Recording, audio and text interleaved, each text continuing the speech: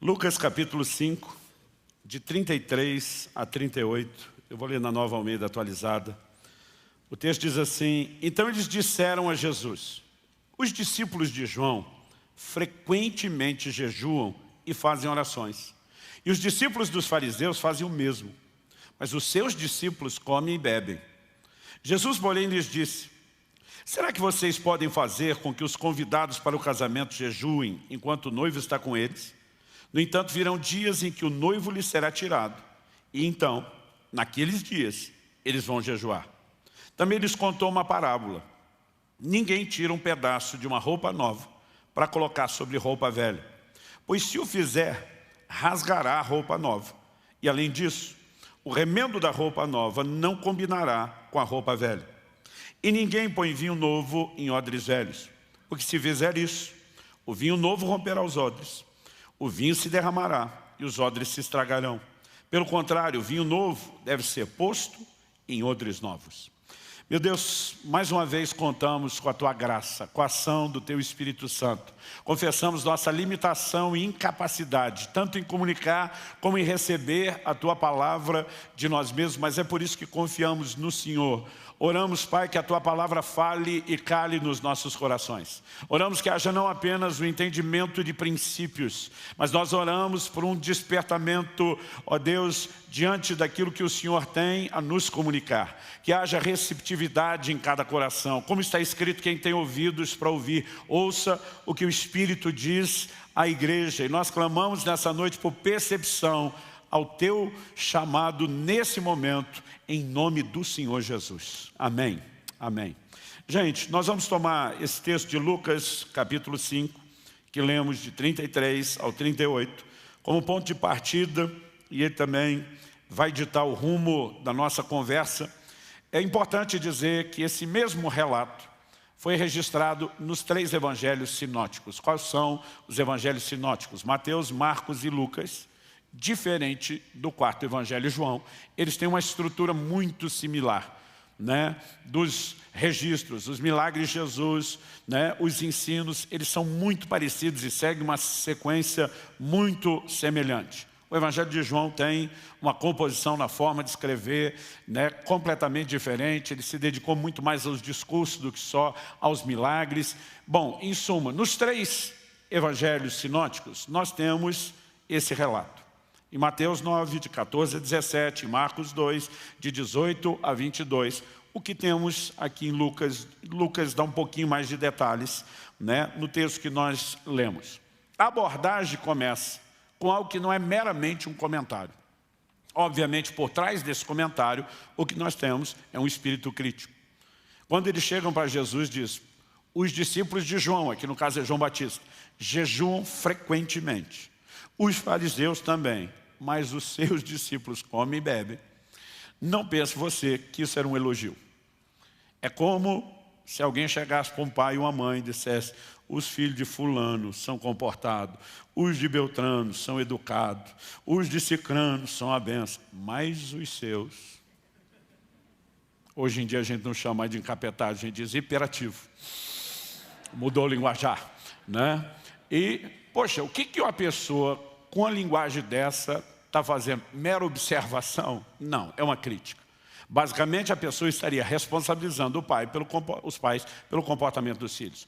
Quando eles chegam para o mestre, para falar dos discípulos, ele está dizendo: a qualidade baixa aí é culpa sua. Então, o próprio Jesus está sendo confrontado, porque, obviamente, seus discípulos não tinham o hábito frequente de jejuar, pelo menos não nos moldes do que os fariseus faziam. Quando em Lucas 18, por exemplo, verso 12, um fariseu diz: eu jejuo 2 vezes por semana. Os registros da tradição dizem que eles jejuavam toda segunda e quinta, 2 dias por semana. Os discípulos de João Batista também tinham uma pegada forte no jejum. Mas a turma diz: seus discípulos só estão na festa com o Senhor. É nesse momento que Jesus aproveita e usa uma alegoria cultural, uma ilustração que eles vão entender, mas que ela também tem a sua conotação profética. Jesus diz: numa festa de casamento, os convidados não vão jejuar enquanto o noivo está lá. É hora de alegria. Mas Jesus diz: dias virão em que o noivo será tirado, então jejuarão. Quem é o noivo nessa alegoria? O próprio Jesus. Aliás, a Bíblia faz uso dessa alegoria profética, relacionando Jesus como noivo e a igreja como a noiva. Então, naquele momento, todo mundo entende a explicação.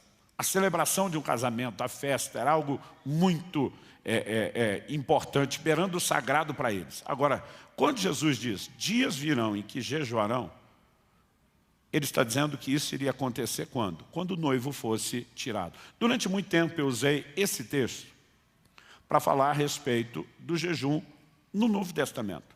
Porque muita gente, às vezes, fica dando desculpa para não jejuar, e diz, jejum é coisa do Antigo Testamento, é coisa dos judeus, é coisa da velha aliança. Eu falei, olha, Jesus começa o ministério dele enquanto a velha aliança ainda está em vigor. E embora Jesus tenha jejuado, ele diz, meus discípulos só vão jejuar quando o noivo for tirado. O noivo foi tirado, ele está falando da sua morte, ressurreição e ascensão aos céus. Ele está falando do período de permanência dele até que ele retorne. Então Jesus estabeleceu o período do jejum como sendo o início da era da igreja e da nova aliança.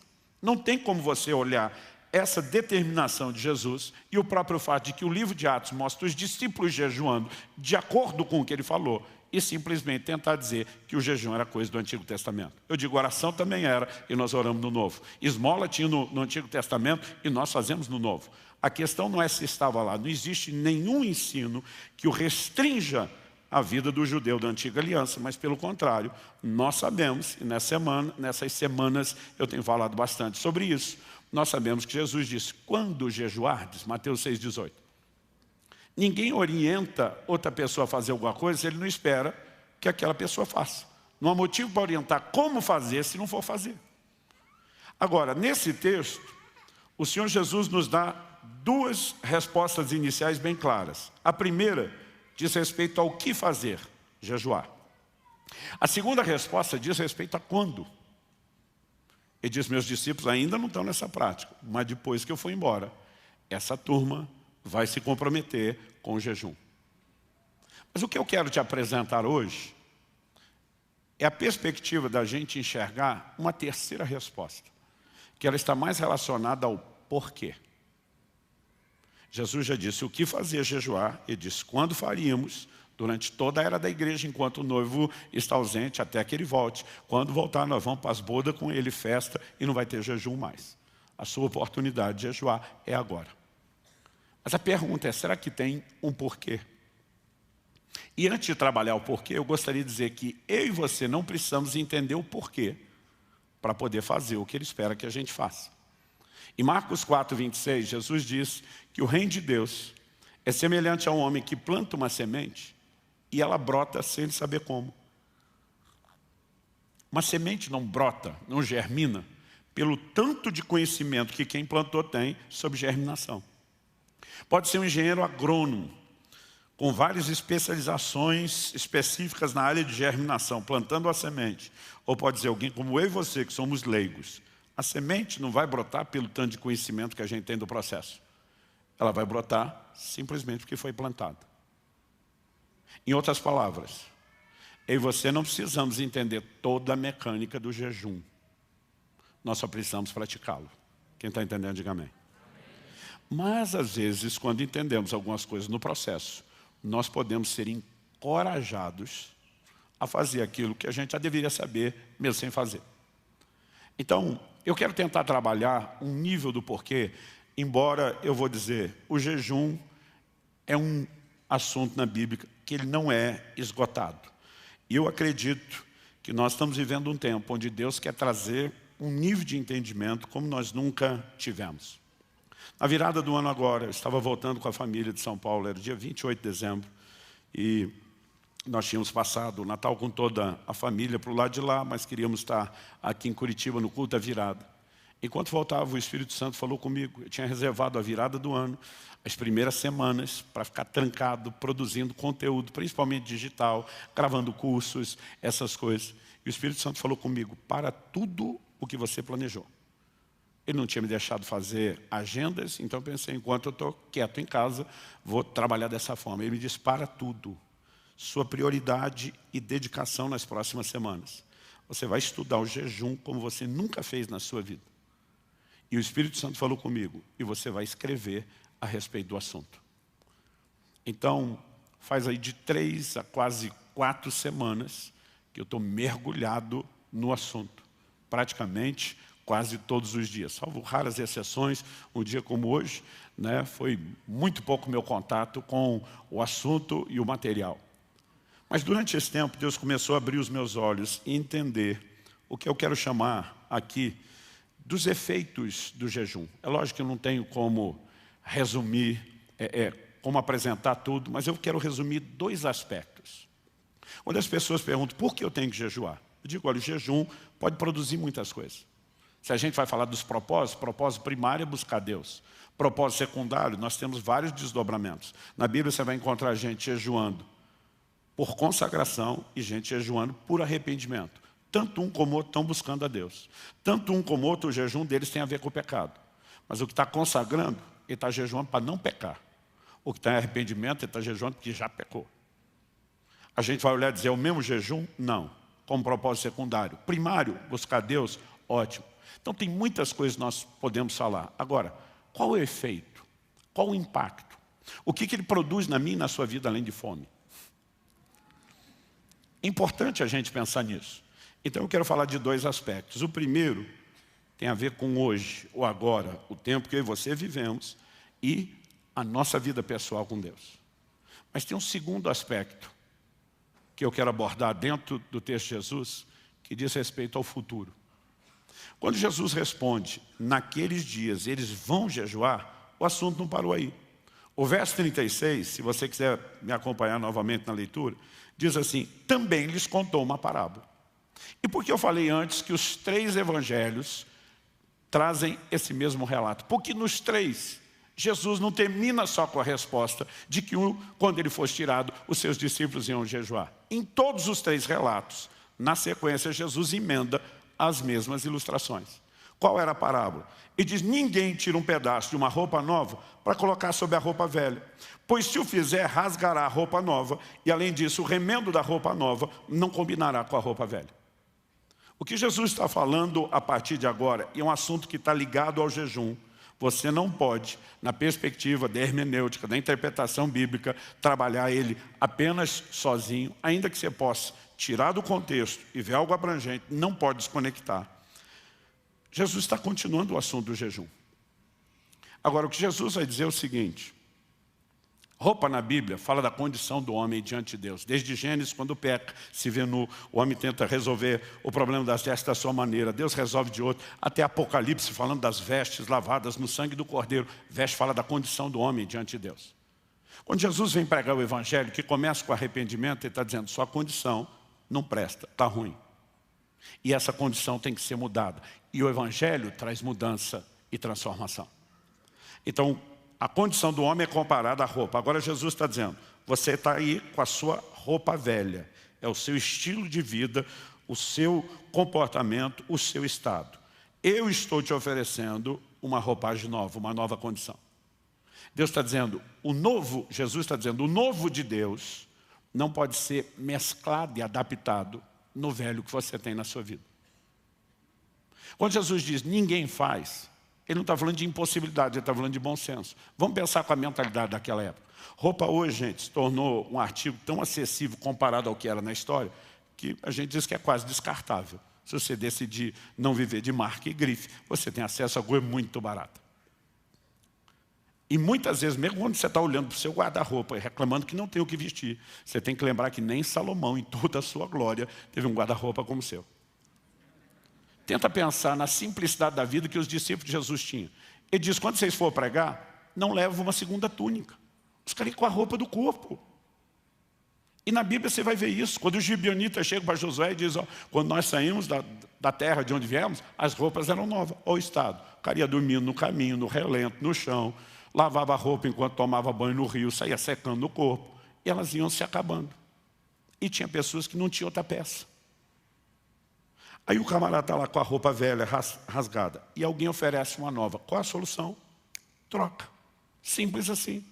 Descarta essa sua velha. Abraça a nova, problema resolvido.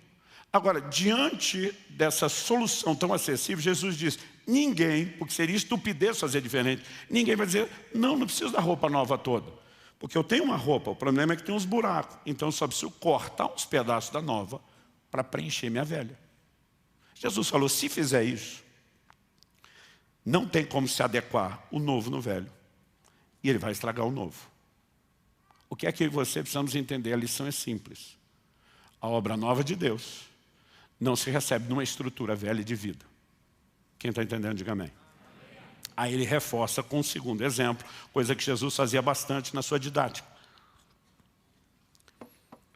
Ele diz, ninguém, e de novo ninguém não é impossibilidade, é sensatez, coloca vinho novo em odres velhos. O que era o odre? Uma bolsa de couro. Por que o suco de uva, que é o chamado vinho novo, no Velho Testamento, você vai ler expressões como o mosto e o vinho. O vinho já é fermentado, o mosto é o suco de uva ou uma baixa fermentação, que o processo só começou. No grego eles não tinham a distinção de palavra. Então vinho novo, o suco de uva, que ainda não fermentou. Vinho velho, o suco que já passou pela fermentação. Jesus diz, ninguém vai colocar o vinho novo, que ainda não foi fermentado, dentro de um odre velho. Por que eles usavam o odre? Você vai achar na Bíblia uma única vez um odre contendo água, uma única vez contendo leite. Todas as outras estão ligadas ao vinho. Por que o vinho está associado ao odre? Porque como ele passaria pelo processo de fermentação, eles colocavam, você vai encontrar na Bíblia água num jarro de barro, numa talha de pedra. Mas por que o odre está associado ao vinho? Porque eles colocavam ali dentro, fechavam aquela bolsa, lacrava. Porque ao regular a quantidade de oxigênio a qual o suco era exposto, eles conseguiam controlar o processo de fermentação. Por isso ficou associado. Agora, quando começava a fermentação, ia pegar pressão lá dentro.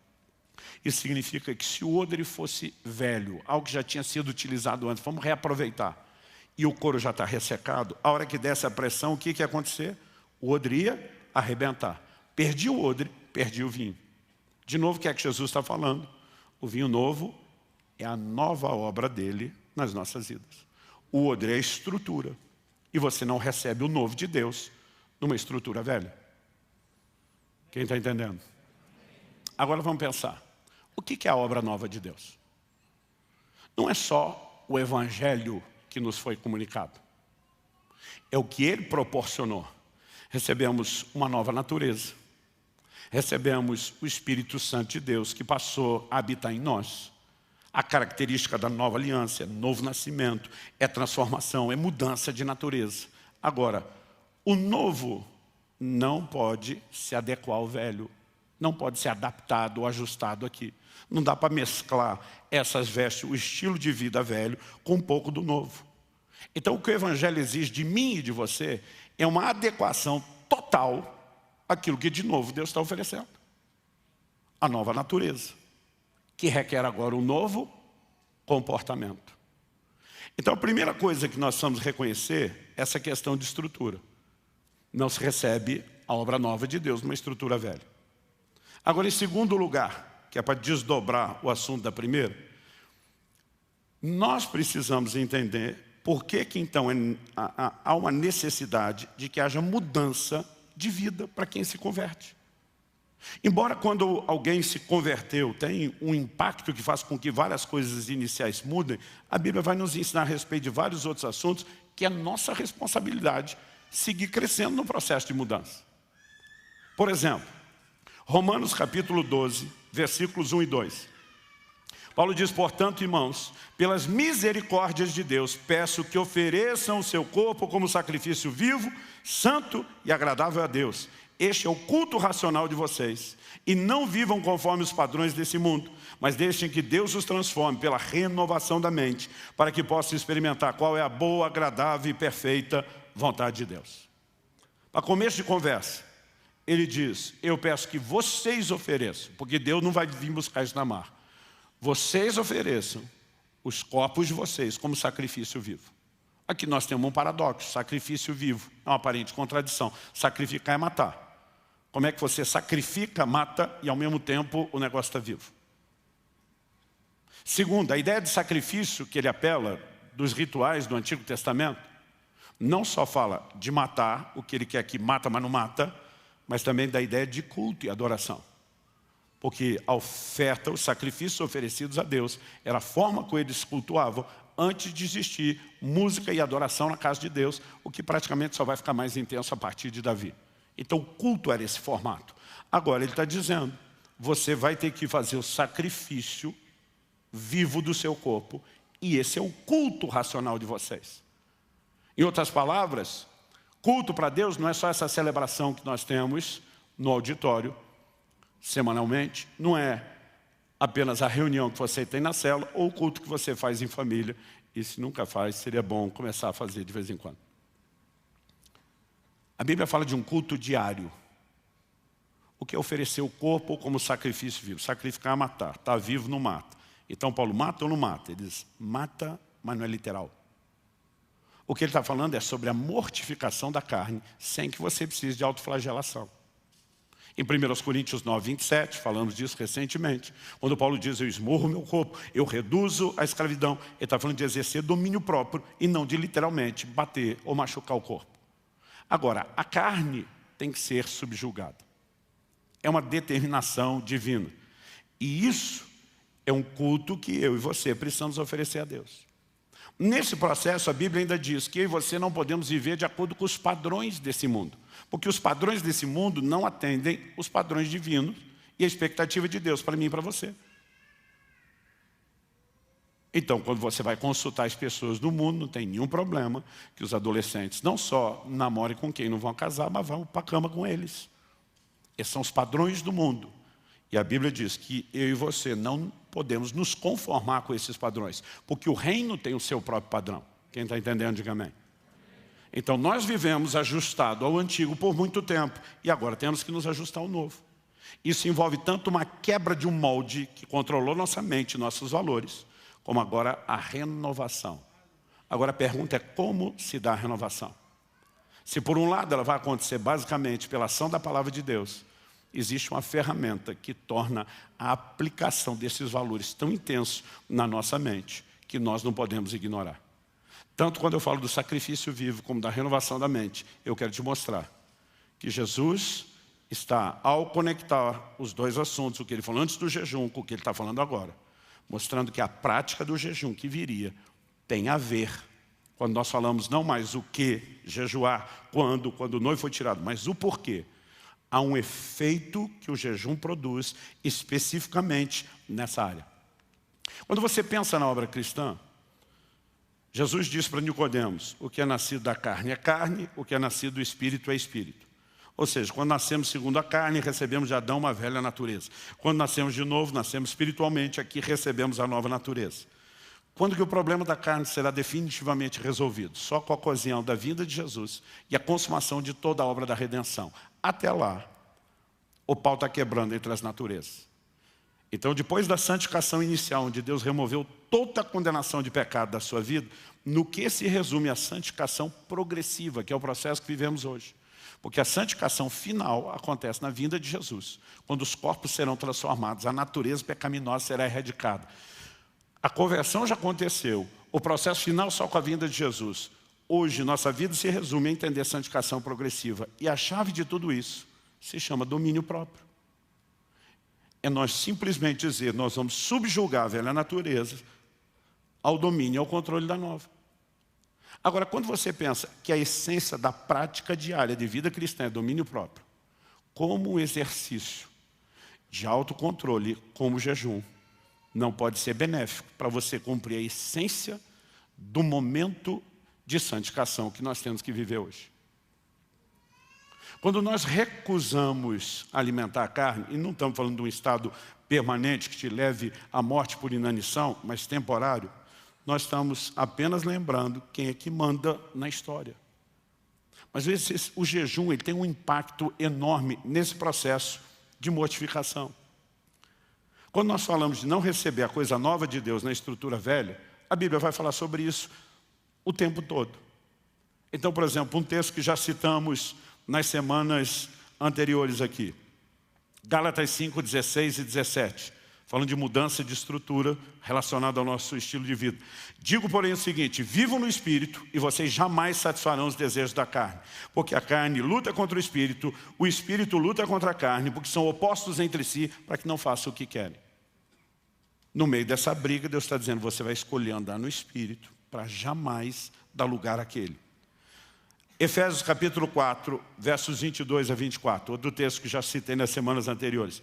Quanto à maneira antiga de viver, que está falando de comportamento, vocês foram instruídos a deixar de lado a velha natureza, que se corrompe segundo desejos enganosos, a se deixar renovar no espírito do entendimento de vocês e a se revestir da nova natureza, criada segundo Deus, em justiça e retidão procedentes da verdade.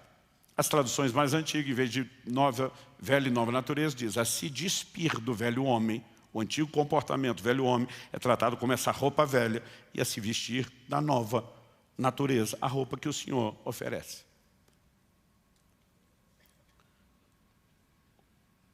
Em 1 de Pedro, no capítulo 1, de 14 a 16, a Bíblia diz assim: como filhos obedientes, não vivam conforme as paixões que vocês tinham anteriormente. O que ele está dizendo? Não dá para receber o Evangelho novo de Deus na estrutura de comportamento e desejos que vocês alimentavam antes. São coisas incompatíveis.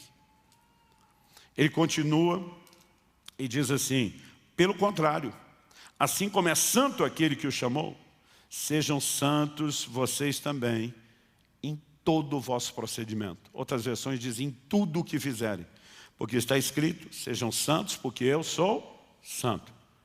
Então ele diz: abandona o comportamento antigo, adequa um novo comportamento que tem a ver com a santidade de Deus e a natureza de Deus.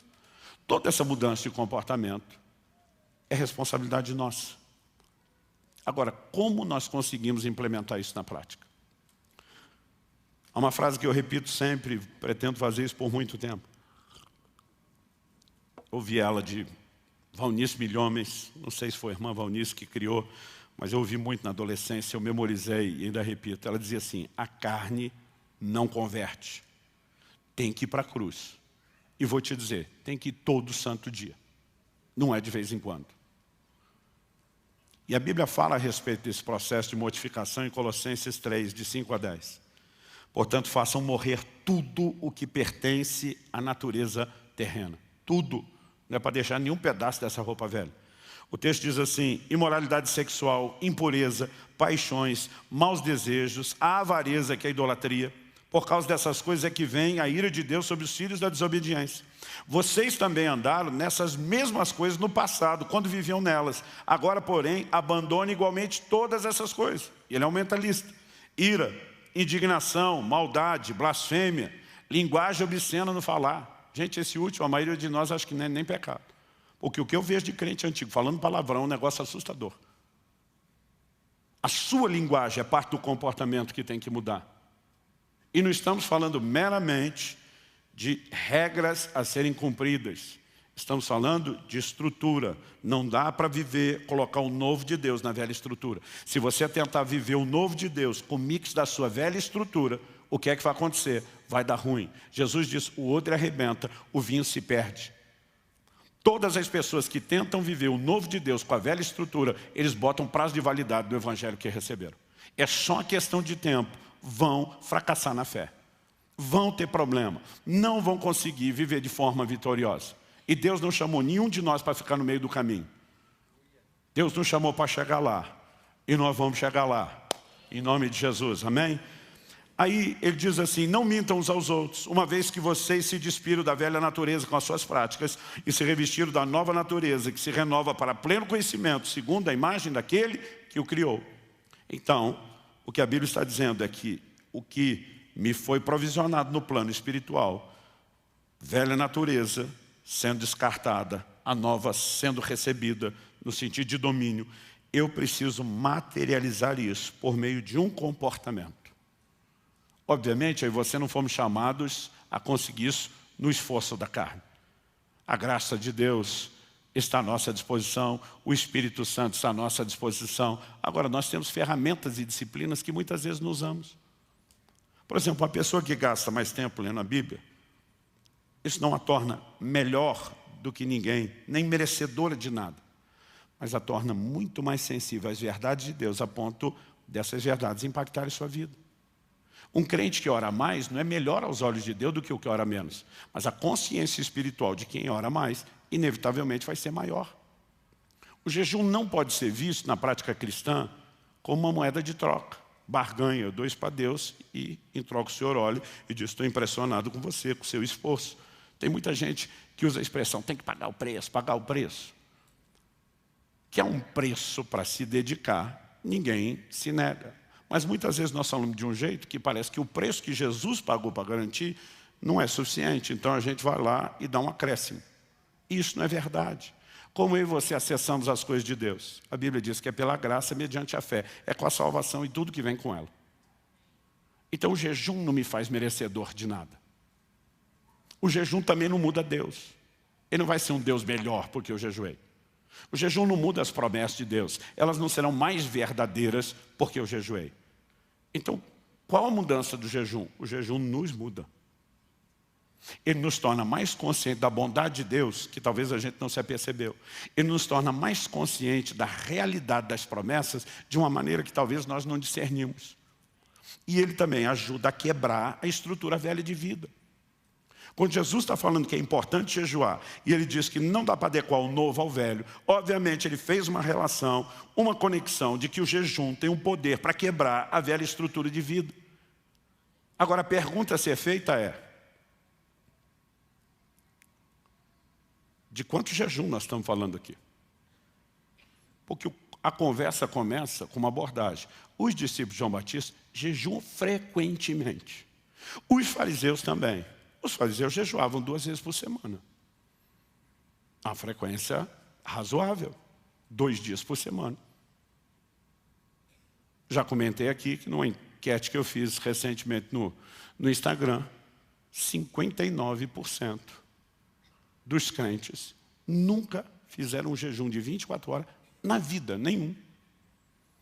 Outro dia eu falei com falei, meu amigo, você está vivendo uma situação que você precisa jejuar. Falei, pastor, jejuei uma vez, não funcionou. Falei, eu também fui na academia uma vez, não funcionou, não fiquei maromba.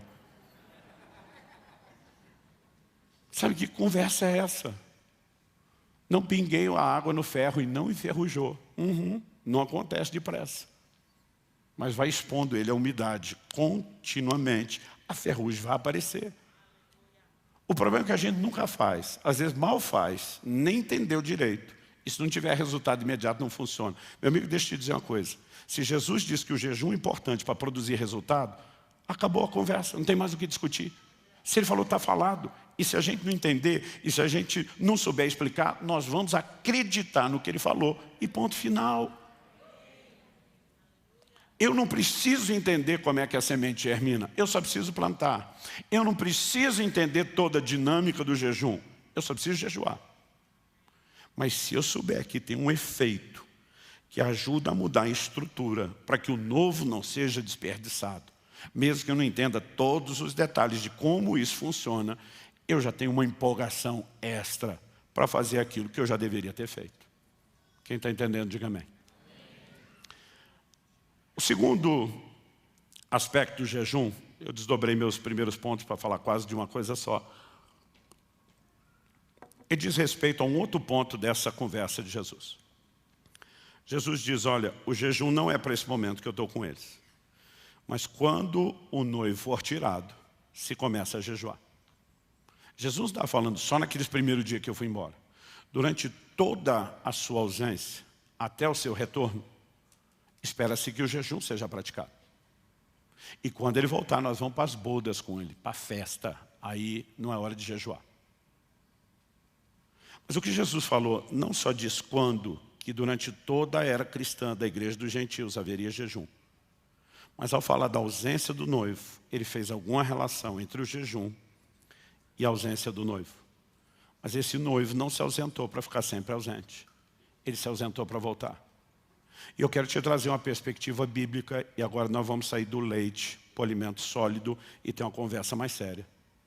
De que o jejum não tem um efeito apenas imediato para mudar a minha vida no sentido dessa estrutura velha e em relação a receber o novo de Deus, mas que ele tem um papel profético em relação ao desfecho do plano de redenção e o tempo do fim. Então me permita agora fazer uma construção aqui com você passo a passo. Além da alusão que Jesus já fez do jejum relacionado à ausência do noivo. Em Atos, no capítulo 3, dos versículos 19 a 21, o apóstolo Pedro, que junto com João tinham curado um paralítico, tem uma oportunidade de pregar o evangelho, e eles estão pregando o evangelho com autoridade. Ele fala de como Cristo veio, do que fizeram com ele. Quando chega o verso 19, vou citar 19 a 21 de Atos 3, e diz assim: arrependei-vos e convertei-vos, para que sejam cancelados os vossos pecados, e venha da parte do Senhor os tempos de refrigério. Aí diz assim no verso 21, envie ele o Cristo, o qual convém que os céus receba, outra tradução diz contenham, até, esse até é uma frase importante, até o tempo da restauração de todas as coisas, como falou Deus pela boca dos seus santos servos, os profetas. Os céus vão enviar Jesus, está falando da sua segunda vinda, porque Pedro acabou de anunciar que ele veio, morreu, ressuscitou, e agora ele está dizendo, envie-lhe o Cristo, está falando da sua segunda vinda. Mas ele diz que o Cristo que foi assunto ao céu, sentou-se à direita de Deus, não volta, antes que algumas coisas aconteçam. Aí não importa a escatologia que a pessoa tem, a cronologia dos eventos que ela acredita, né? Porque o tempo todo o povo está tentando discutir, Jesus vem antes, no meio, depois da tribulação, eu digo, ele vem. Essa é a parte mais importante. É lógico que até como igreja nós temos um posicionamento, mas eu sempre tento dizer, essa é a parte, não é a mais importante. A importante é que ele vem. E aí Pedro diz, mas ele não vem sem que primeiro venha o tempo da restauração de todas as coisas. Então o que vai preceder o regresso de Nosso Senhor é um tempo de restauração. Pastor, restauração de todas as coisas que Deus falou por boca dos seus santos servos, os profetas. Então não é que a restauração é só geral. Agora observe, para restaurar, alguma coisa tem que ter se perdido. Ele não está só falando que Jesus está esperando até que se cumpram todas as coisas. Tem profecias que ainda irão se cumprir, mas tem coisas que já tiveram um cumprimento parcial, temporário, e que elas serão restauradas na igreja para que depois ele venha. A ideia da restauração é aquilo que já foi vivido, se perdeu e será restituído. Do que é que o apóstolo Pedro está falando? É lógico que o que ele fala não se limita a uma coisa, mas eu quero destacar um aspecto do que cabe aqui. Uma dessas profecias, indiscutivelmente, é de Joel, capítulo 2, dos versos 28 a 32. E eu vou pedir até que projete esse texto, porque eu quero que a gente leia ele junto. E acontecerá depois disso. Memoriza essa expressão depois disso, que ela é importantíssima. Aliás, não só isso, para te ajudar a memorizar, repita comigo, depois disso. Ou seja, não é antes, não é sem, isso é depois disso. Passou o que é depois disso? Segura aí, que isso é para depois. É para depois disso que eu estou falando agora. E acontecerá depois disso que derramarei o meu espírito sobre toda a humanidade. Os filhos e as filhas de vocês profetizarão, os seus velhos sonharão, os seus jovens terão visões. Até sobre os servos e sobre as servas derramarei o meu espírito naqueles dias. Mostrarei prodígios no céu e na terra, sangue, fogo e colunas de fumaça. O sol se transformará em trevas e a lua em sangue, antes que venha o grande e terrível dia do Senhor. Verso 32.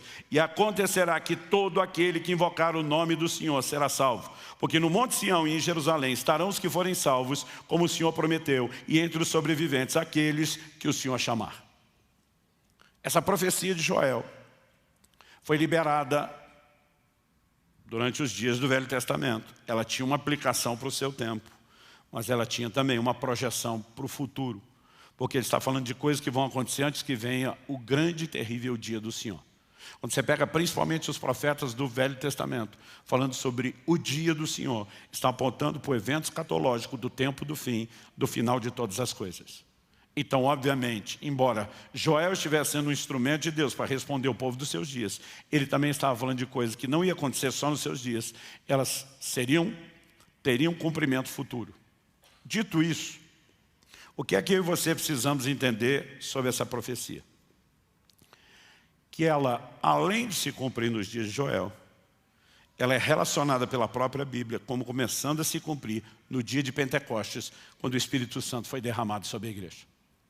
Em Atos, no capítulo 2, nós lemos que ao cumprir-se o dia de Pentecostes, estavam todos reunidos no mesmo lugar. E de repente ouviu-se o barulho como que de um vento impetuoso. E a Bíblia diz, e encheu a casa onde estavam reunidos, e todos foram cheios do Espírito Santo, e começaram a falar em outras línguas, conforme o Espírito Santo concedia que falasse.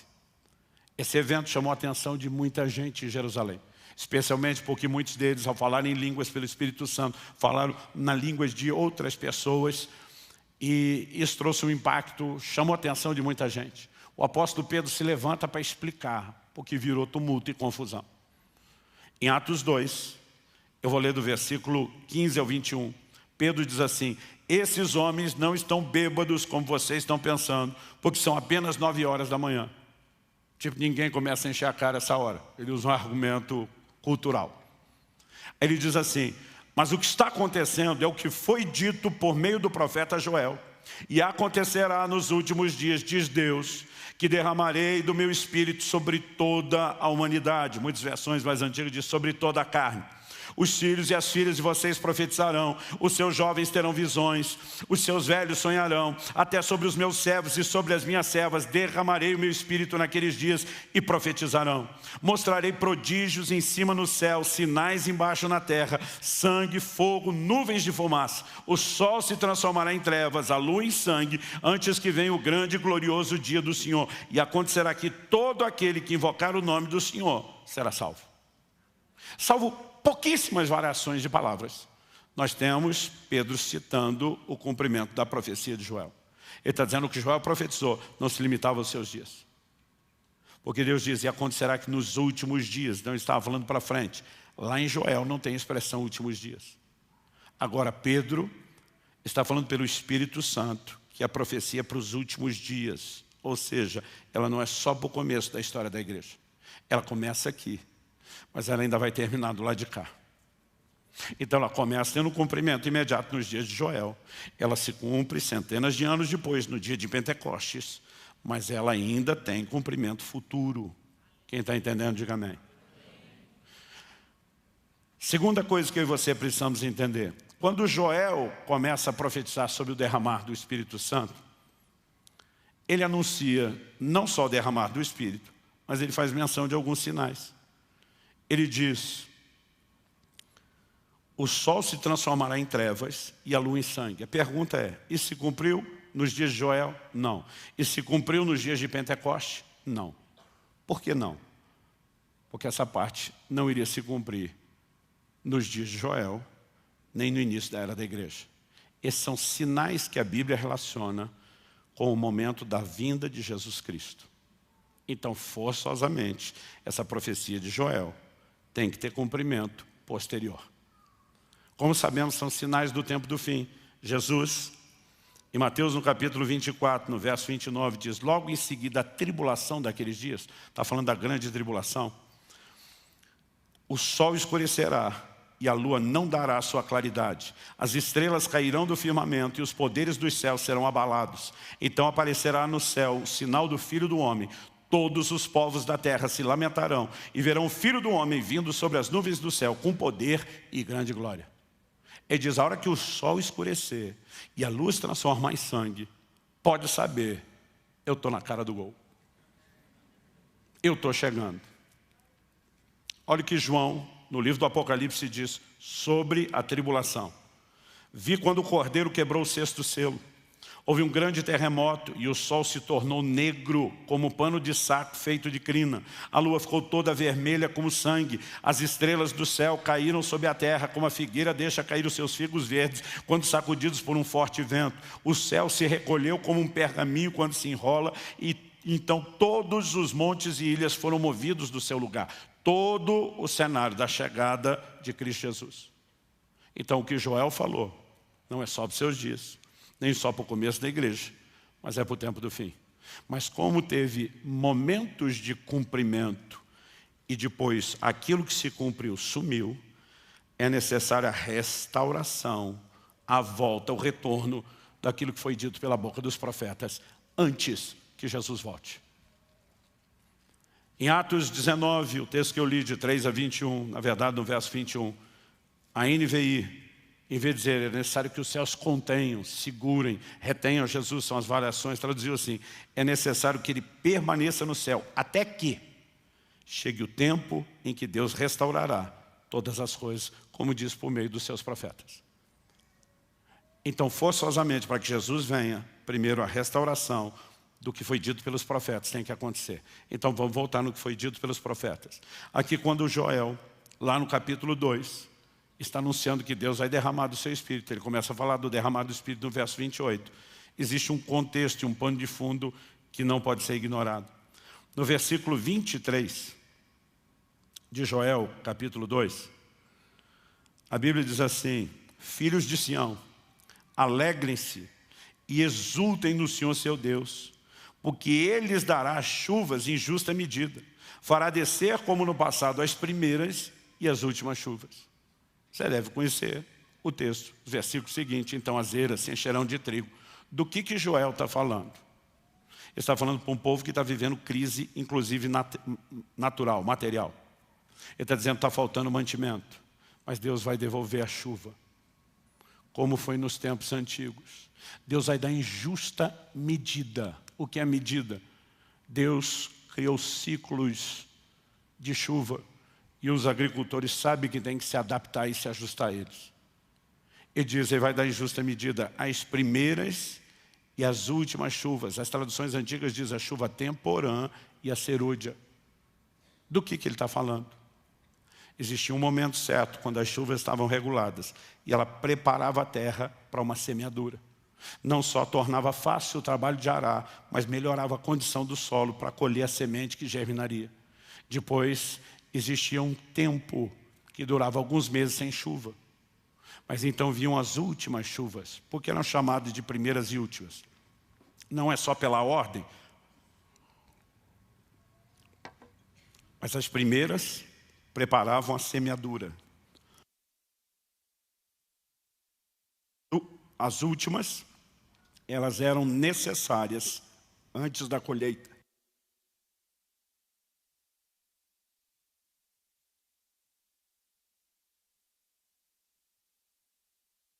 Então Deus está dizendo, eu vou restaurar as primeiras e as últimas. Essas últimas costumavam vir num volume maior do que a primeira. E eram necessários para o desenvolvimento e a reta final da frutificação, para que a colheita pudesse ser boa. Agora, Deus está falando a um povo que naturalmente perdeu a chuva e a colheita. E está dizendo, eu vou intervir nessa área. Mas na sequência, ele pega, depois de falar de chuva, e diz, mas eu não vou fazer chover só naturalmente. Eu vou derramar do meu Espírito sobre toda a carne. E a chuva na Bíblia é um símbolo do derramar do Espírito Santo. Agora entenda o paralelo. Se você fizer a conexão das primeiras e últimas chuvas naturais com aquilo que está sendo anunciado no plano espiritual, Deus está dizendo que haverá uma chuva inicial do Espírito que vai determinar o início do plantio do Evangelho lá no começo da história da igreja. Mas é necessário, antes que a maior colheita de todos os tempos aconteça, que as últimas chuvas venham primeiro. Quem está entendendo, diga amém. Pastor, mas a Bíblia fala sobre isso. Tiago capítulo 5, versículos 6 e 7. Portanto, irmãos, sejam pacientes até a vinda do Senhor.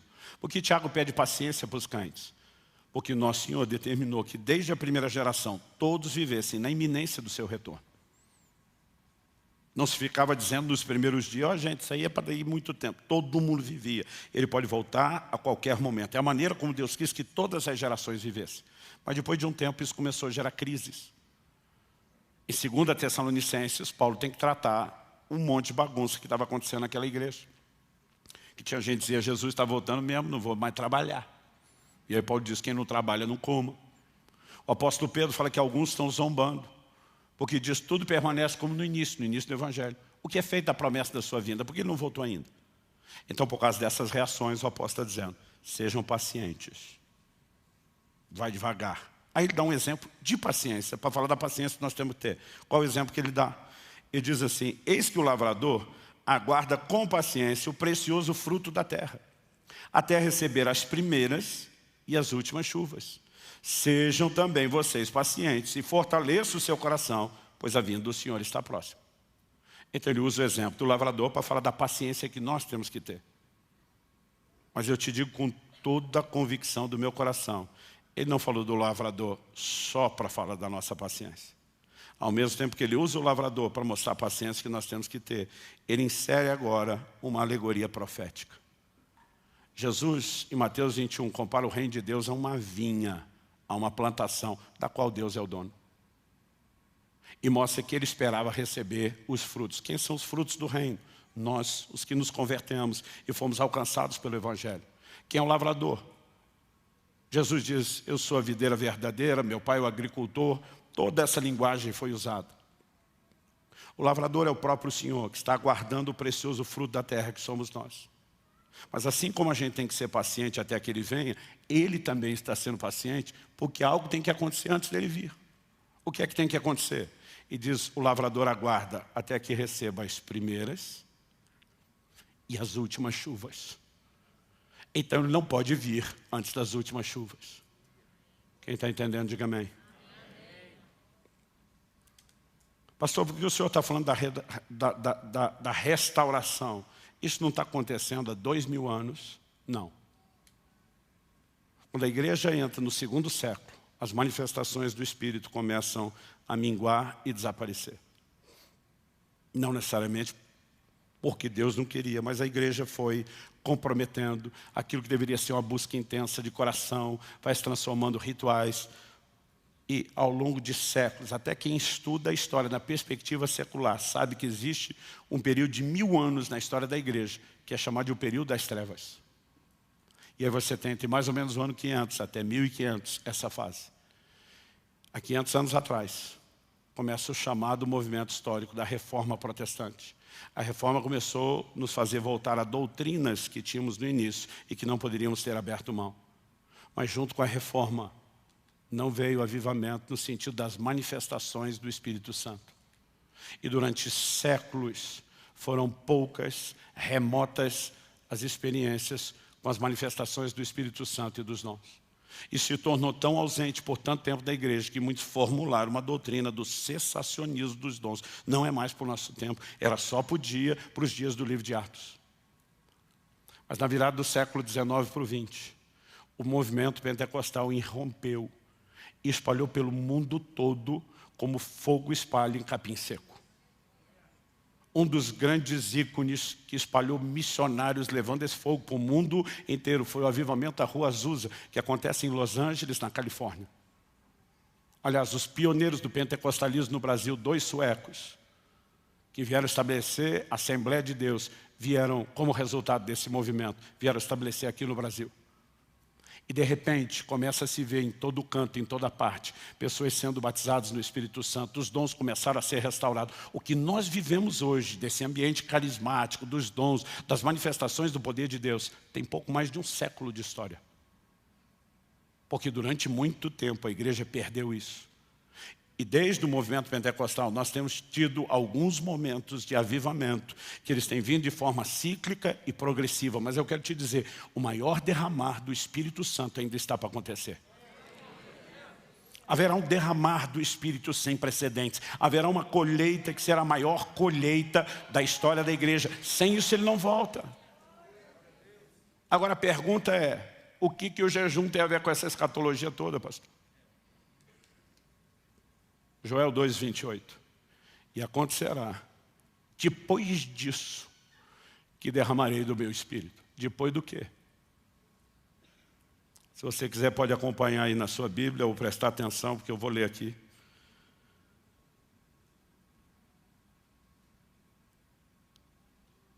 Eu vou ler do versículo 12 ao 17 de Joel 2. É o contexto que vem antes da profecia. Ainda assim, agora mesmo, diz o Senhor, convertam-se a mim de todo o coração, com jejuns, com choro e com pranto. Rasguem o coração e não suas roupas. Convertam-se ao Senhor seu Deus, porque Ele é bondoso e compassivo, tardio em irar-se, grande misericórdia. Muda de ideia quanto ao mal que havia anunciado. Quem sabe se Ele não se voltará, mudará de ideia. E ao passar deixe uma bênção para que vocês possam trazer ofertas de cereais e libações ao Senhor seu Deus.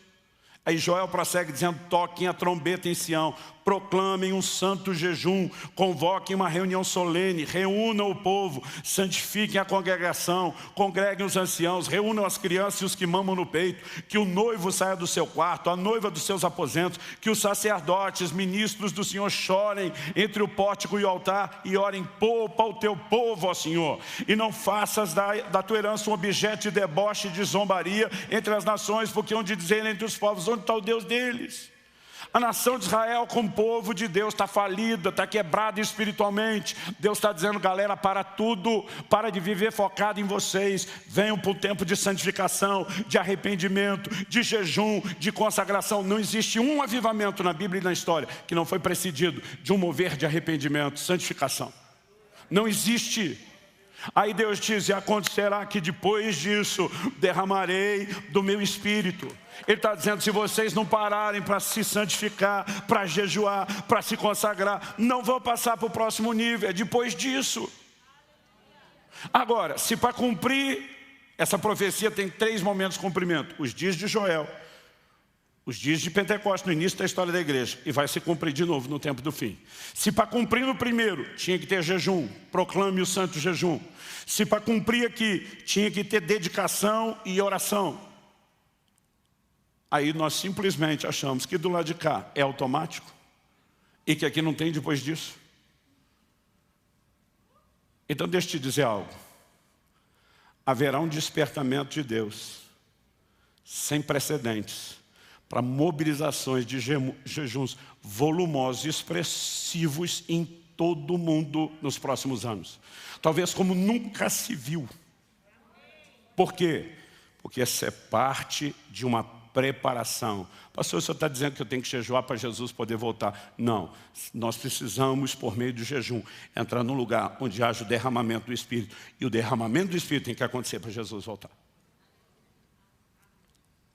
Nós não podemos mera e simplesmente ignorar essas verdades, essas declarações. Quando eu olho para as Escrituras, existe temor no meu coração. Por quê? Há advertências de Cristo muito específicas sobre a necessidade de se manter alerta no tempo do fim. Deixa eu ler para você Mateus 24, de 36 a 44. Falando sobre sua vinda, Jesus diz, mas a respeito daquele dia e hora, ninguém sabe, nem os anjos do céu, nem o Filho, senão o Pai. Pois assim como foi nos dias de Noé, agora vem um paralelo, assim será também a vinda do Filho do Homem. Pois assim como nos dias anteriores ao dilúvio, agora preste atenção, comiam, bebiam, casavam-se, davam-se em casamento, até o dia em que Noé entrou na arca e não perceberam, até que veio o dilúvio e os levou a todos. Assim será também a vinda do Filho do Homem. Jesus está dizendo, no tempo precederá a minha vinda, nós vamos ter uma réplica dos dias de Noé. Não é só a imoralidade propagada como nunca antes.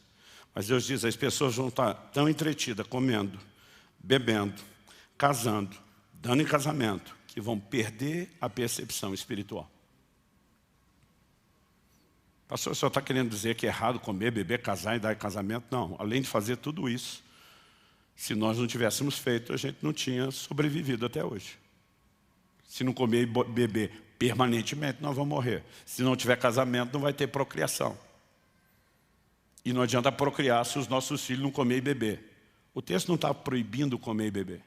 Ele está falando de uma atenção tão demasiada que valoriza a festa, o deleite, a família, o que usufrui, aquilo que é terreno, a ponto de perder a conexão com o que é espiritual. Esse vai ser o molde do que vai estar acontecendo do lado de fora, para quem vai perder o bonde. Mas para mim e para você, que estamos decididos a não perder, não vai ser tempo de comer, beber e viver como se fosse apenas para aquilo que é terreno natural. O tempo do fim vai requerer de nós um nível de abstinência, de dedicação, oração, de percepção espiritual. Quem está entendendo aí, diga amém. Aí Jesus, depois de falar disso, então assim será também a vinda do Filho do Homem, e diz, então 2 estarão no campo, um será levado, o outro será deixado. 2 mulheres estarão trabalhando no moinho, uma será levada e outra será deixada. Não resta dúvida que muita gente vai perder. Ele diz, portanto, vigiem, porque vocês não sabem em que dia virá o Senhor de vocês. Porém, considere isso, se o pai de família soubesse a que hora viria o ladrão, vigiaria e não deixaria que sua casa fosse arrombada. Por isso, estejam também vocês preparados, porque o Filho do Homem virá a hora em que vocês menos esperam. Não é a semelhança das virgens, alguém dá notícia, está chegando e correr preparado depois. E diz, permaneça pronto. Gente, eu fico assustado. Nós tivemos uma série de livros e vídeos que fizeram um sucesso absurdo correndo por aí. O que fazer se você não for arrebatado? O tempo todo Jesus manda vigiar para você não perder. Agora eles estão dizendo o que fazer se perder. Que é justificativa para não vigiar? Eu não acredito em hipótese nenhuma que um crente que perdeu o arrebatamento vai ter direito à repescagem. Aquelas 5 virgens que foram arrumar óleo depois vieram bater na porta. Agora nós estamos prontos. E diz, não vos conheço. A porta estava fechada, não abriu para mais ninguém. Agora, em vez da gente entender o chamado dele, vamos vigiar, vamos dedicar. Não, nós estamos tentando planejar o que é que a gente faz para não precisar vigiar. Isso não é só antibíblico, isso é estúpido, é irracional. Haverá um despertamento no tempo do fim. Pelo menos haverá um povo no meio do povo de Deus que vai ouvir. A Bíblia diz, quem tem ouvidos, ouça o que o Espírito diz às igrejas. Nesses dias Deus me chamou a estudar o assunto, a mergulhar nisso, a entrar no jejum. E acredite, esse ano, isso é uma promessa e um compromisso. Eu vou jejuar como eu nunca fiz na minha vida. Porque nós estamos vivendo um tempo e estação. Não é apenas a crise mundial amplificada pela pandemia. Não é apenas a questão das polarizações políticas. Existem mudanças acontecendo no reino espiritual. E nós precisamos entender o que uma igreja que jejua e ora contribui para esse nível de batalha. O livro de Daniel diz que um anjo aparece para ele no 21º dia do jejum dele. 3 semanas orando. E quando chega no finalzinho, o anjo diz para ele assim, Daniel, homem muito amado, as tuas orações foram ouvidas desde o primeiro dia. E diz, é por causa delas que eu vim. Se eu sou Daniel, e dizer, por que demorou 21 se for ouvido desde o início? Ainda bem que Daniel, a semelhança do que eu teria feito, não interrompeu e deixou o anjo explicar. O anjo diz assim, mas o príncipe da Pérsia me resistiu por 21 dias. Quem é o príncipe da Pérsia? Não é um negócio do joguinho, não. A Pérsia, na verdade, eram os medo-persas juntos, mas a Pérsia predominando, haviam assumido o controle global. O que antes foi o primeiro império mundial controlado por Babilônia, agora passou para os medo-persas. Quem é o príncipe da Pérsia? O anjo não está falando de um príncipe terreno. Um príncipe terreno não poderia atrapalhá-lo. Efésios 6 fala que existem principados, potestades, dominadores. O reino das trevas também tem hierarquia, também tem os seus príncipes. Aquela nação que está dominando o mundo tem o principado, que controla a maior nação e controla o mundo. Era um dos poderes mais fortes do reino das trevas. E hoje diz para ele, o príncipe da Pérsia me resistiu, mas ele diz assim, mas Miguel, e agora ele está falando do arcanjo, um dos primeiros príncipes, vem em meu socorro. Pensa na briga boa. O pau quebrando lá em cima. E o Miguelão deve ter chegado arrebentando. Aí diz, o Miguel segurou a briga, eu furei o bloqueio. Desci para te falar essas palavras e o que vai acontecer no tempo do fim. Tem uma conexão com o jejum e revelação do tempo do fim. Nós não podemos ignorar isso. Mas ele diz, agora eu vou voltar para brigar com Miguel, junto com Miguel, com os caras lá de novo. Agora, se o Daniel não está insistindo no jejum e na oração, o bloqueio teria sido furado, a revelação teria chegado? Eu acho que não. Nós não temos noção do peso das orações de jejum que a igreja faz. Em 2018, o Espírito Santo falou comigo, existe mais em jogo em relação à sua nação do que você imagina. E foi quando Deus me chamou para um jejum de 40 dias.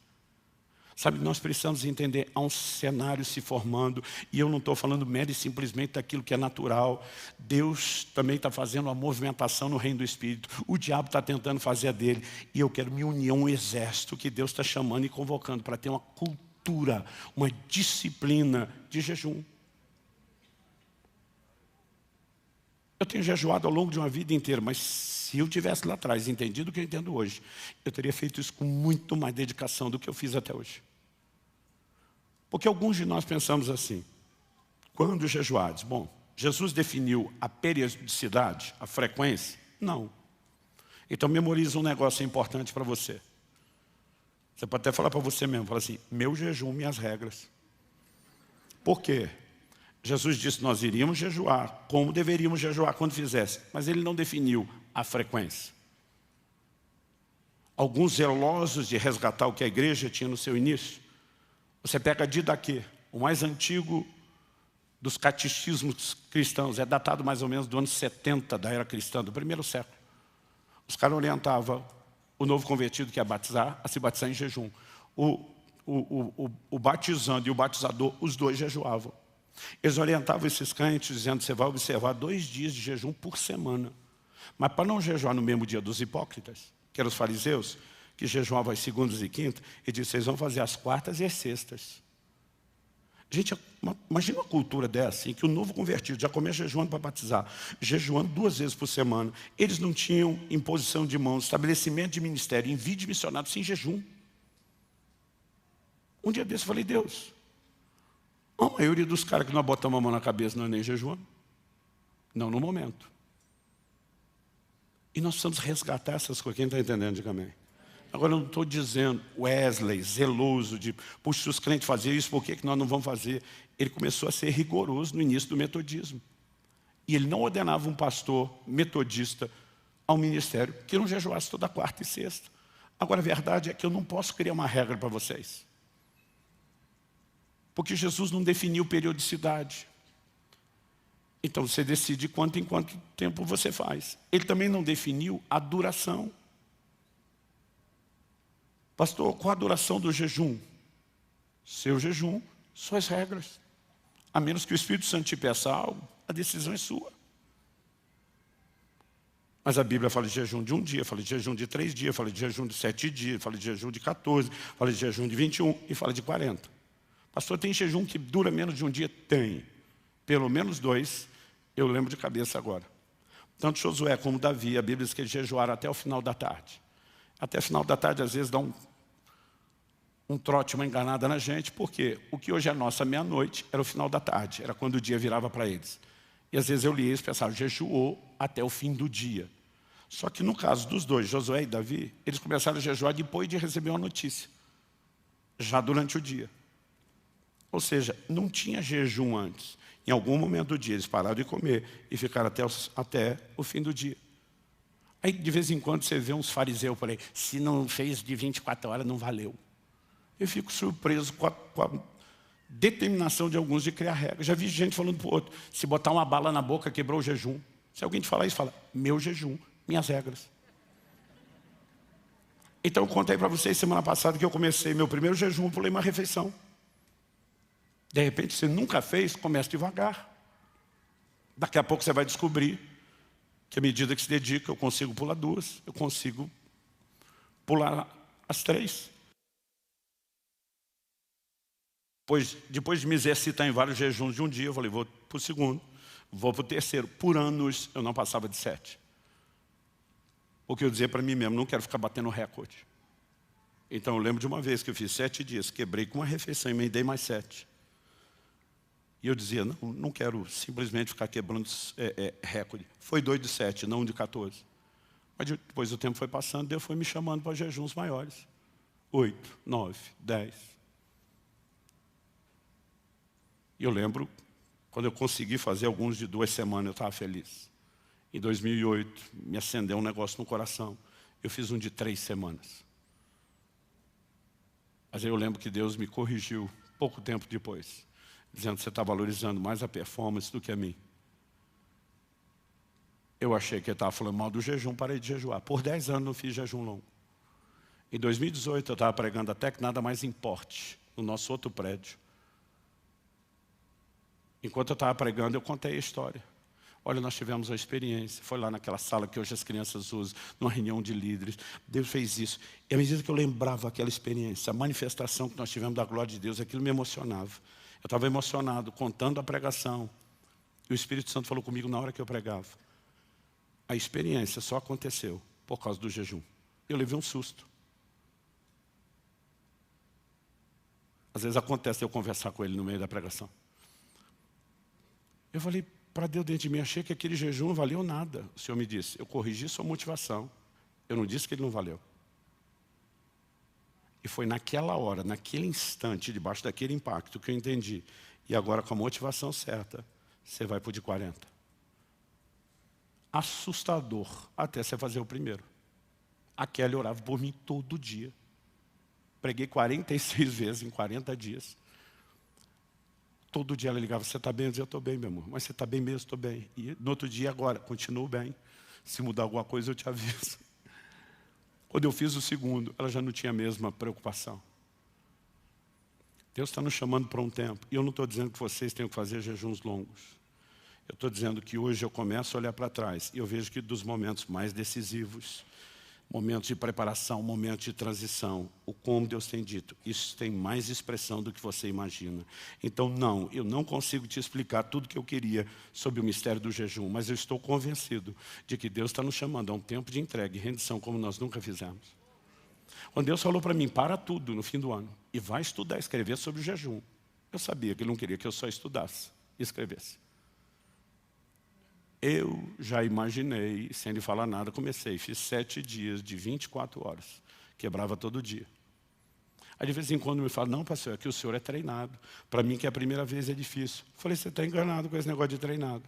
Falei, a menos que você viva de uma alimentação altamente saudável e regrada, toda hora que você vai começar é difícil. Eu dizia para aquele, todo dia daqueles 7, eu dizia, parece que eu não vou conseguir jejuar 24 horas, parece que eu desaprendi nada. A gente precisa do processo de desintoxicação. E acredite, quebrando uma por dia, eu ainda amenizei, mas também prolonguei. Depois disso, 3 dias de detox. Durante esse tempo, tomando carvão vegetal, que ajuda a limpeza. Aí a coisa começa a ficar mais fácil. E durante esse tempo, onde eu comecei a mergulhar no assunto do jejum, jejuando, eu comecei a ter um entendimento, e eu acredito que hoje eu falo pelo Espírito de Deus. Se nós queremos, como igreja, entrar no lugar de avivamento, não há outro caminho, a não ser resgatarmos a cultura do jejum. Assim como ninguém fica maromba com um dia de academia, você não tem resultado significativo na sua vida espiritual, jejuando 1 ou 2 vezes na vida. Quem está entendendo, diga amém. Nem todos vamos ser chamados para jejuns maiores. Aqueles de nós que vamos nos exercitando, criando a cultura, a gente vai percebendo que o negócio não é tão assustador. Comecei a estudar não só a teologia do jejum, não só a história do jejum. Comecei a estudar material médico. Gente com embasamento, com muita pesquisa, defendendo argumentos sobre o jejum, que a maioria da medicina prefere não se falar ou opinar muito. Enquanto procurava referências para falar sobre a fisiologia do jejum, no material que eu escrevia, eu fiquei impressionado com o livro de um camarada. Ele tem resultados extraordinários, tratando pacientes com diabetes do tipo 2 e com obeso. O maior tratamento que esse cara tem é jejum. Não é apenas porque não comeu, baixou caloria. Ele tem uma teoria que vai além disso. Ele fala da necessidade de regular novamente a estrutura hormonal, insulina, resistência à insulina. Esse cara começou a ter um material farto com a clientela dele. Clientela é feio, né? Com os pacientes dele. E estudar e trazer referência e artigos científicos. Eu fiquei impressionado com as coisas que ele falava, porque algumas bugaram minha cabeça. Falei para os meus pastores, falei a vida inteira. A gente tem jejum longo, primeiro conselho que a gente dá para os outros. Não faça muito exercício. Ande pouco, economiza, que você precisa guardar energia. O doutor lá diz, não, senhor. Ele diz, imagina uma época em que o povo vivia da caça, não tem um dia de alimento, aí não pode sair caçar? É a hora que você precisa de energia. Ele falou, a adrenalina sobe no jejum, justamente para que você possa ter atividade, mesmo tirando energia da reserva de gordura. E aquele cara defende que se faça exercício durante o jejum prolongado, inclusive de resistência e força. Nos meus 2 primeiros dias do detox, eu tinha feito exercício pesado para transpirar e ajudar. Eu tenho um personal da igreja aqui que me acompanha, tem sido uma bênção na minha vida. Aí eu falei para ele, agora nós vamos dar um tempo. Só Jesus sabe quando eu volto, porque entrei num jejum. Aí eu li aquele negócio, falei para Deus, posso testar meu jejum, minhas regras, mesmo que o Senhor fale outra coisa? Quero fazer um laboratório, cada um tem que descobrir os limites do seu corpo. E eu senti paz. Comecei a treinar no 10º dia, só na água. 1h30 de treino pesado. Me sentia melhor do que quando treinava comendo. Domingo passado foi meu teste. Quando termino o 4º culto, eu vou ser honesto com vocês. Eu fico sorrindo para todo mundo que conversa comigo aqui. Mas Deus sabe o estado que a gente termina o 4º culto no domingo. Dá um desânimo. Domingo passado, eu estava no 13º dia de jejum. Eu preguei os 2 cultos da manhã, eu treinei 1h30 pesado, musculação, mais meia hora de cardio. Depois 2 horas de treino, vim encarar os cultos e estava melhor do que nunca. Existe uma coisa que a ciência chama de homeostase. O organismo se adapta. Você não está botando energia, ele vai se ajustar para buscar do corpo. Mas você não tem movimento, ele diz, é só isso que você precisa, só isso que eu te dou. Agora você tem, é diferente. Estou falando de jejum prolongado. Nós podemos viver atividades que nós nem imaginamos. Ah, pastor, não tem que orar o tempo todo. Tá bom, fica 40 dias orando 24 horas por dia sem dormir. Em jejuns prolongados, você vai ter que dividir. Vai ter um alto nível de dedicação à oração, mas não necessariamente seu jejum, suas regras. O que eu só estou falando é para a gente tentar quebrar paradigmas. Não é esse bicho-papão que parece. É possível. Eu não ia falar nada disso antes, mas eu tenho sentido, porque eu tenho conversado com os nossos pastores ali o tempo todo. A turma diz, pastor, quando a gente ficar sabendo, dá gás. Entrei no meu 21º dia. E não devo parar antes dos 40. E só Deus sabe o que vem depois dos 40. Talvez emenda um outro de Daniel e um outro de alguma coisa. Eu li uma frase de Stephen Olfer há um tempo atrás, não sei onde, e ela mexeu comigo. A espera de um avivamento coletivo não é desculpa não viver um avivamento pessoal. Eu falei, Deus, eu estou lutando para levar o máximo de gente que eu posso comigo nesse avivamento. Mas quem não quer ir, problema deles. Estou indo. Eu vou com ou sem você, mas eu preferia levar você comigo. Quem está entendendo aí, diga amém. Vamos ficar em pé, eu ando muito empolgado. Muita energia.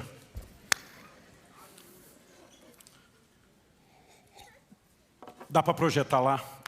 Do dia 4 ao 24 de fevereiro, estamos fazendo uma convocação, uma mobilização para a igreja, para termos 21 dias de jejum.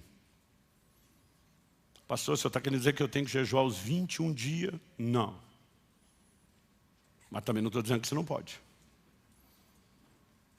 O jejum de Daniel, por exemplo, durou 21 dias. Ele tirou carne, manjar desejável, vinho. Provavelmente ficou numa dieta mais restrita à base de legumes. Não só comeu menos, mas tirou um pouco do prazer da alimentação. E ele fez um jejum parcial. Às vezes, para quem está no ritmo de trabalho, é a melhor opção para fazer um prolongado.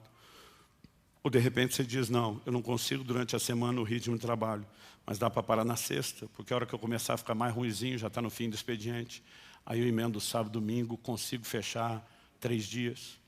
Não, pastor, eu vou jejuar um dia numa semana, outro dia da outra semana e o outro, vou fazer 3. Agora imagina todos nós, tirando um dia por semana. Nós vamos cobrir esses 21 dias, todo dia tem gente orando, todo dia tem gente jejuando, mas vai ser um propósito coletivo. Então, a gente já está avisando antes, porque eu quero que você se prepare, se organize, planeje, pergunte para Deus. Sabe, se você nunca fez, tem que fazer. Se você já fez, tem que começar a melhorar, a fazer mais. Eu não estou aqui hoje simplesmente tentando empurrar você para uma coisa que te assuste. Jejum prolongado assusta até quem já fez um pouco menos do que aquilo que você está fazendo, porque é novo. Então não pensa nisso agora. Eu comecei há mais de... fazer as contas aqui. Eu estou há 34 anos crescendo no jejum, de uma refeição para mais refeição, um dia para mais dia, para chegar em uma semana, para depois 2, para depois 3, para depois... Eu não estou tentando te arrastar para esse lugar quando eu falo daquilo que eu estou fazendo. Mas o que eu quero que você saiba é que eu não vou ensinar e pregar uma coisa para você que eu não faça primeiro e que eu não me dedique a ela. E que como eu vou me jogar com tudo nisso, porque eu creio que Deus está nos chamando de uma forma diferenciada, eu vou corresponder. Eu quero que você saiba, eu vou estar aqui para te lembrar o tempo todo. Que é uma cultura de jejum a ser vivida. Honestamente, se eu voltasse 30 anos atrás, o jejum teria sido algo ainda muito mais intenso na minha vida, pelo menos em termos de frequência. Esse ano tivemos uma conversa lá em casa. Que tal separar pelo menos um dia por semana? Porque às vezes a gente faz um jejum longo, depois entre o longo e o outro não vai nada. E nós fechamos um acordo, dissemos, pelo menos até tanto tempo, toda quarta-feira, está separado, está reservado. A exceção, se acontecer isso, aí tem que mudar de dia, mas vamos fazer um por semana. Você não tem noção do benefício que isso faz para a sua saúde, sem contar a vida espiritual. Alguém tem que me ajudar a terminar esse culto. Vamos orar.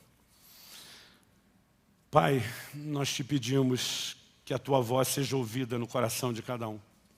Eu sei que estamos apresentando princípios que são generalizados, mas que também precisam ser aplicados de forma personalizada. Temos pessoas em diferentes estações da vida cristã, em diferentes estágios de idade, momento da vida, e eu sei que o Senhor não quer nos oprimir, o Senhor quer nos inspirar. E nós te pedimos que haja sensibilidade para ouvir tua voz, o teu convite e a tua convocação. Nós oramos em nome de Jesus. Em nome de Jesus.